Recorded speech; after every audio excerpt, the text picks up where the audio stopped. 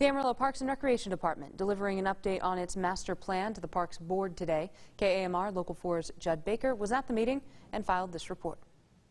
The Amarillo Parks and Recreation Department is working to gather information to find solutions to challenges it's facing. It's a part of the department's master plan, which will be presented to the Amarillo City Council. I wanted to make sure that what we gave them had good value to it. Parks Board Chair John Ingerson says they're trying to put in the time to find out what the citizens think, but also to educate.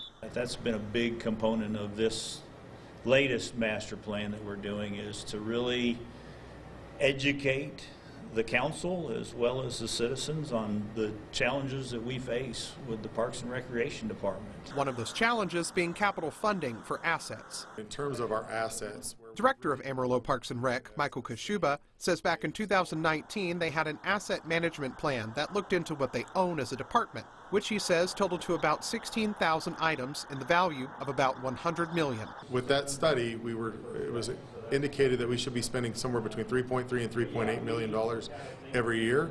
Our current budget is about $100,000 to fix those existing items. So that leaves a deficit of just over $3 million every year to fix things. Those things being trash cans, toilets, restrooms, and benches, to name a few. Kashuba says if there isn't additional funding, the conversation shifts toward what to do with high-risk assets. I think it's more about what do we do with the assets in those parks. So if there's not adequate money to fund them, then I think it becomes a question about removal. Which is why Ingerson says the most important step is getting the plan to the council. I believe very strongly they'll take that information and, like I said, come up with a good funding source or funding plans for our entire department.